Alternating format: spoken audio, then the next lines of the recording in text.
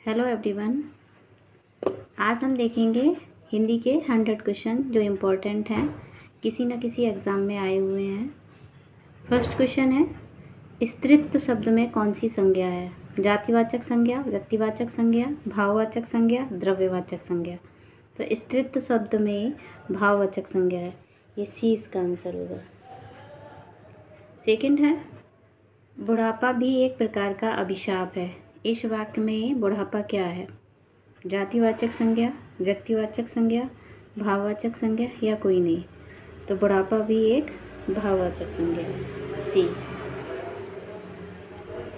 कनिष्ठ, कनिष्ठ शब्द में प्रत्यय है, तो इष्ट, इष्ट, इष्ट, इष्ट, इठ, अष्ट। तो इसमें कौन सा होगा कनिष्ठ में?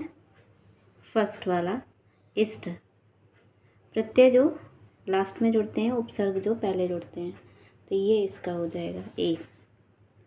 नेक्स्ट है थर्ड क्वेश्चन, कृदंत प्रत्यय किन शब्दों से के साथ जुड़ते हैं? संज्ञा, सर्वनाम, विशेषण या क्रिया? तो कृदंत प्रत्यय जो हैं वो क्रिया के साथ जुड़ते हैं, डी आंसर होगा इसका। नेक्स्ट है फोर्थ, हिंदी में कृत प्रत्ययों की संख्या कितनी है? ए है 28, बी है 30, सी है 42 और डी है 50। तो हिंदी में कृत प्रत्ययों की संख्या 42 होती है, सी इसका आंसर होगा। नेक्स्ट है,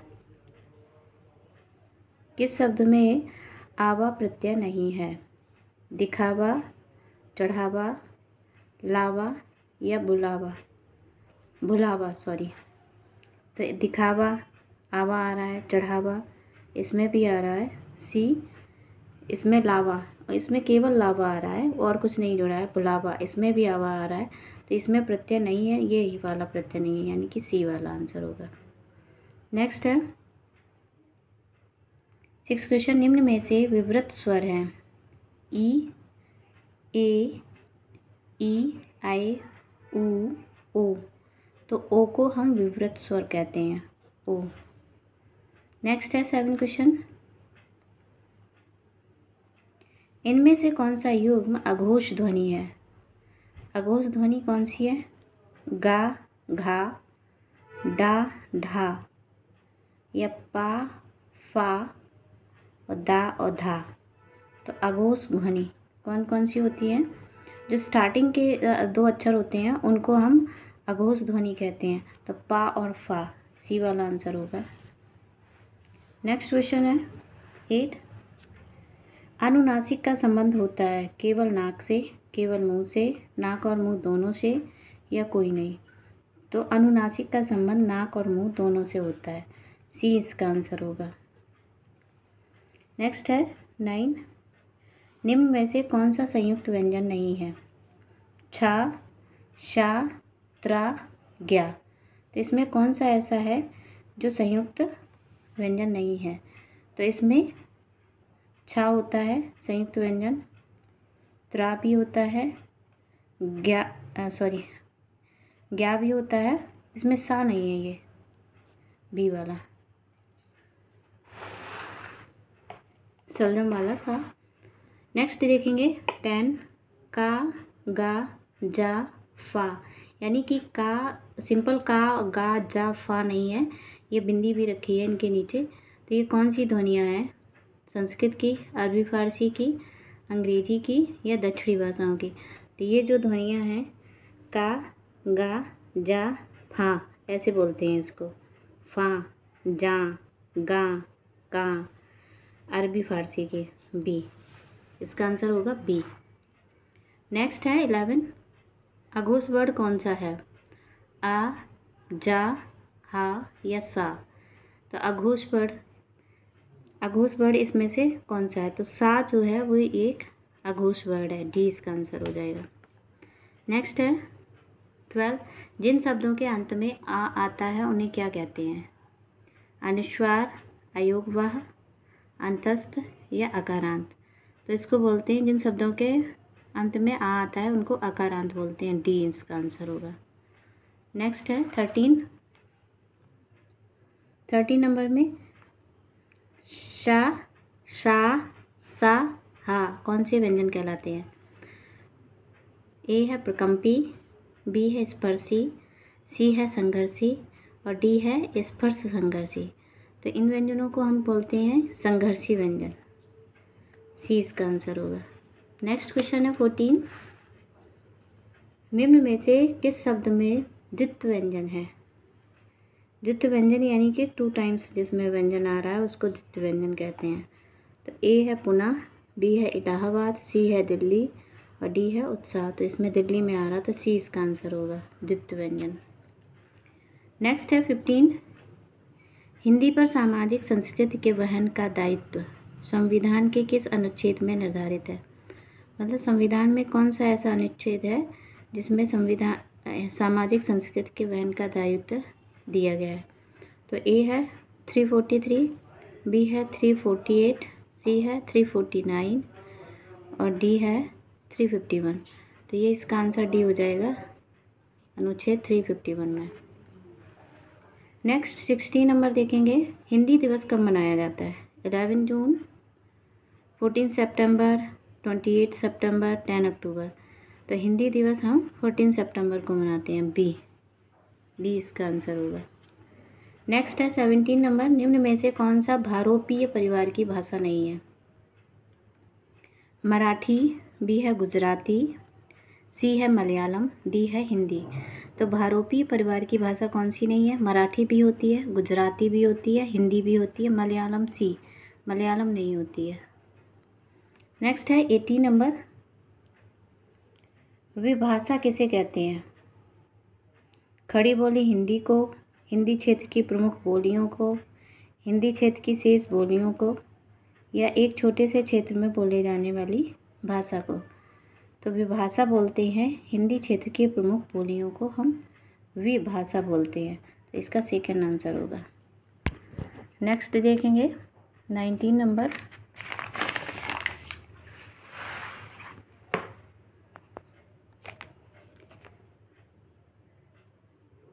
हिंदी खड़ी बोली किस अपभ्रंश से विकसित हुई है? ए है मागधी, बी है अर्धमागधी, सी है सौरसेनी, डी है ब्राह्मण। तो ये हिंदी खड़ी बोली जो है सौरसेनी से विकसित हुई है। सी इसका आंसर होगा। 21 नंबर। मगही किस भाषा की बोली है? ए है राजस्थानी, बी है पश्चिमी हिंदी, सी है पूर्वी हिंदी, डी है बिहारी। तो मगही किस भाषा की बोली है? तो ये बिहारी लैंग्वेज है। 22। देवनागरी लिपि का सही विकास क्रम क्या है? फर्स्ट है गुप्त लिपि पहले आएगा, ब्राह्मी लिपि, देवनागरी लिपि या नागरी लिपि। सेकंड है नागरी लिपि, ब्राह्मी लिपि, गुप्त लिपि या देवनागरी लिपि। सी है ब्राह्मी लिपि, गुप्त लिपि, नागरी लिपि, देवनागरी लिपि या इनमें से कोई नहीं। तो इसमें कौन सा आंसर सही है? पहले आता है ब्राह्मी लिपि, फिर आता है गुप्त लिपि, उसके बाद नागरी लिपि, लास्ट में सबसे है देवनागरी लिपि। तो इसका सी आंसर हो जाएगा। 23। बघेली बोली का संबंध किस उपभाषा से है? राजस्थानी से, पूर्वी हिंदी से, बिहारी से या पश्चिमी हिंदी से। तो ये बघेली भाषा का संबंध पूर्वी हिंदी से है। बी इसका आंसर होगा। नेक्स्ट है 24। 11वां विश्व हिंदी सम्मेलन 2018 ईस्वी का आयोजन स्थल क्या था? तो ये नागपुर में हुआ था, मॉरिशस में हुआ था, लंदन में या न्यूयॉर्क में। तो ये हुआ था मॉरिशस में। बी इसका आंसर होगा। नेक्स्ट है 25। भारतीय संविधान की 8वीं अनुसूची में शामिल भाषाओं की संख्या कितनी है? 14 है, 15 है, 18 है या 22 है। तो इसका हो जाएगा डी आंसर 22।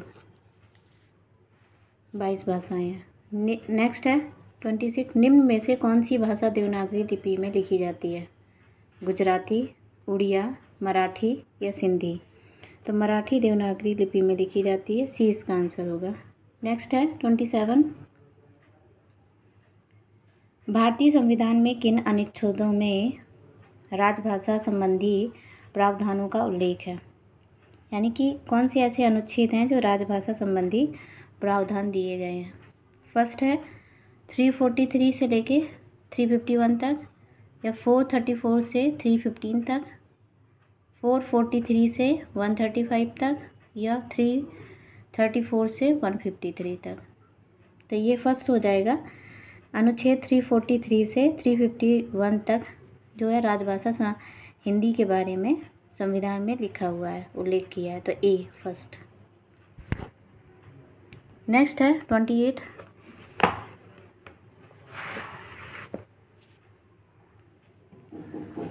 देखेंगे। निम्न में से कौन सी संस्कृत भाषा की अपभ्रंश है?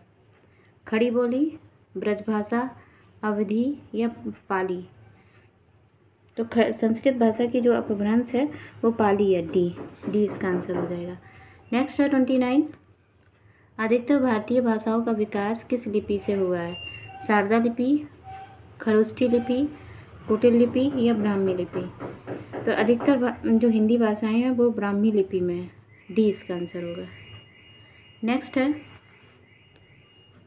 संविधान के अनुच्छेद 351 में किस विषय का वर्णन है? संघ की राजभाषा है, उच्चतम न्यायालय की भाषा है, या पत्राचार की भाषा है, या हिंदी के विकास के लिए निर्देश। तो इसमें संविधान के 351 अनुच्छेद में क्या लिखा हुआ है? तो इसका डी आंसर हो जाएगा, हिंदी के विकास के लिए निर्देश, डी। नेक्स्ट है 31 हिंदी भाषा के विकास का सही अनुक्रम कौन सा है? फर्स्ट है पाली, फिर है प्राकृत, फिर है अपभ्रंश, फिर हिंदी। नेक्स्ट बी नंबर है प्राकृत, अपभ्रंश, हिंदी, पाली। सी है अपभ्रंश, पाली, प्राकृत, हिंदी। डी है हिंदी, पाली, अपभ्रंश, प्राकृत। तो इसका सही हिंदी भाषा का सही क्रम है, पहले आती है पाली, फिर आती है प्राकृत, फिर आती है अपभ्रंश, लास्ट में है हिंदी। तो ए इसका आंसर हो जाएगा। नेक्स्ट है 32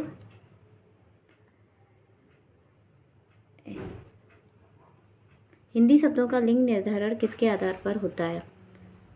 संज्ञा, सर्वनाम, अव्यय या प्रत्यय?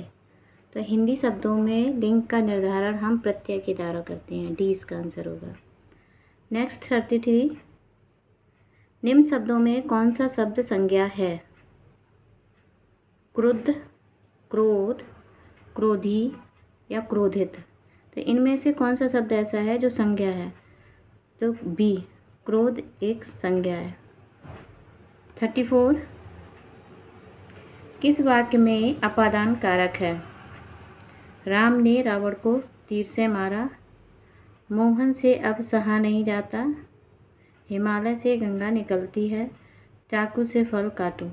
तो इसमें अपादान कारक सी हो जाएगा, हिमालय से गंगा निकलती है, क्योंकि ये अलग हो रहा है, हिमालय से गंगा अलग हो रही हैं, तो ये इसमें अपादान कारक होगा, सी। नेक्स्ट है 35 सूर्य शब्द का स्त्रीलिंग क्या होता है? सूर्याड़ी, सूर्या, सूर्याई, सूर्यो। तो सूर्य शब्द का स्त्रीलिंग सूर्या होगा, बी इसका आंसर। नेक्स्ट 36 निम्न में से कौन सा शब्द पुल्लिंग है? कपट, सुंदरता, मूर्खता या निद्रा? तो इसमें कौन सा शब्द ऐसा है जो पुल्लिंग है? तो सुंदरता अच्छी होती है, मूर्खता की जाती है, निद्रा अच्छी लगती है, लेकिन कपट किया जाता है, यानी कि ये पुल्लिंग शब्द है, तो ए इसका आंसर हो जाएगा, कपट, ये पुल्लिंग शब्द है। नेक्स्ट है 36 के बाद 37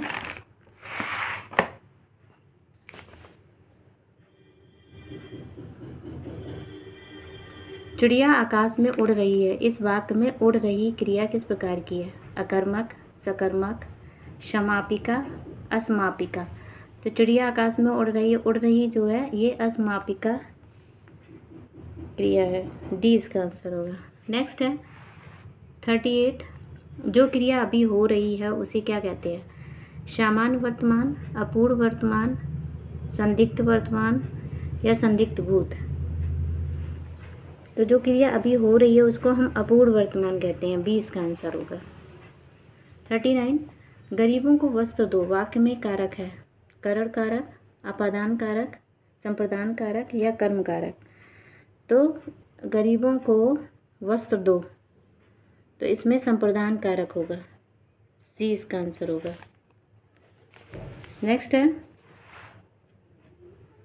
अविकारी शब्द होता है संज्ञा, सर्वनाम, विशेषण या अव्यय। तो अविकारी शब्द क्या होते हैं? अव्यय होते हैं, डी आंसर होगा।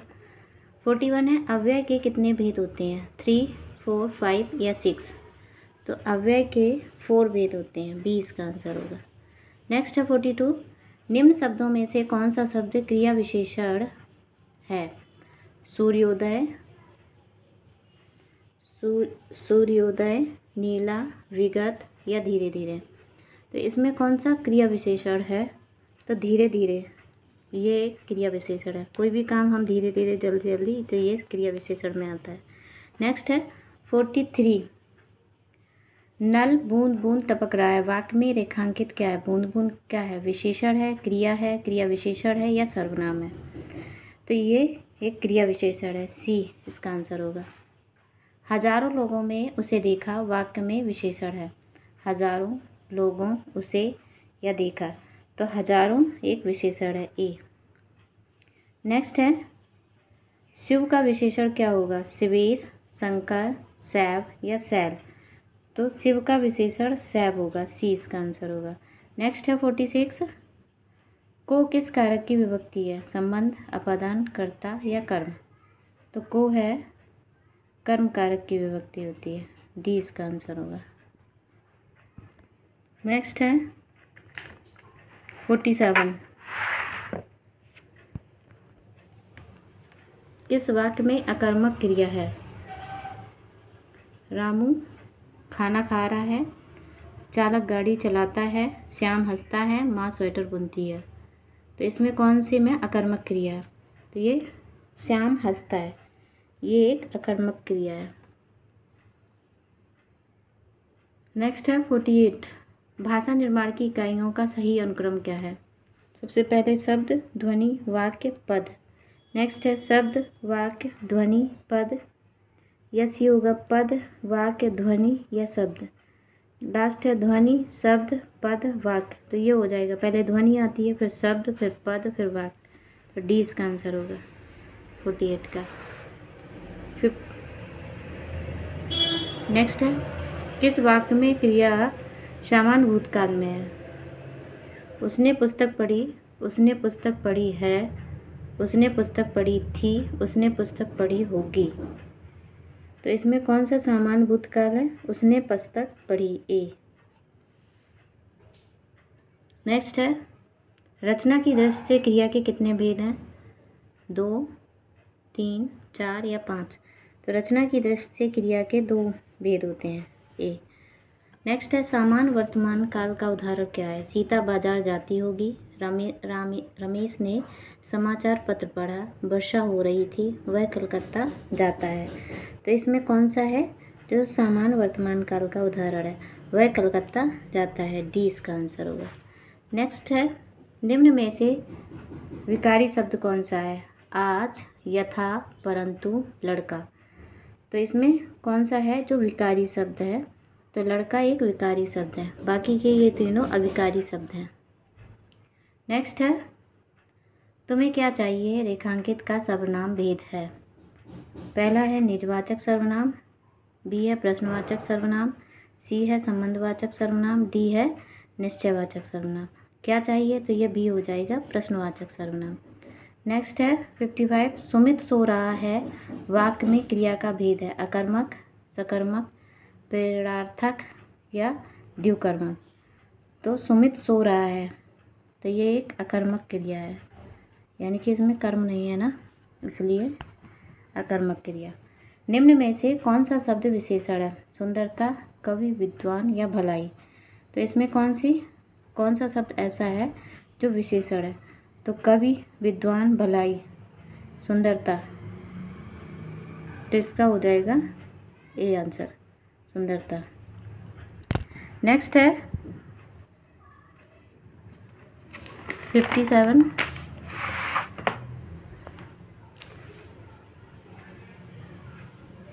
वह श्रेष्ठ उपासक है में विशेष से है। वह श्रेष्ठ उपासक या है, तो इसमें उपासक जो है ये विशेष है, सी इसका आंसर हो जाएगा। मुझे किस प्रकार का सर्वनाम है? उत्तम पुरुष, मध्यम पुरुष, अन्य पुरुष या कोई नहीं। तो मुझे जो है उत्तम पुरुष सर्वनाम होगा। नेक्स्ट है, वृक्ष पर पक्षी बैठे हैं, वाक्य में कारक कौन सा है? कर्म, संप्रदान, अपादान या अधिकरण। तो इसमें बैठे हैं पर, तो ये अधिकरण कारक होगा। वह घर से बाहर गया, इस वाक्य में कौन सा कारक है? कर्ता, कर्म, करण, अपादान। तो इसमें होगा अपादान कारक।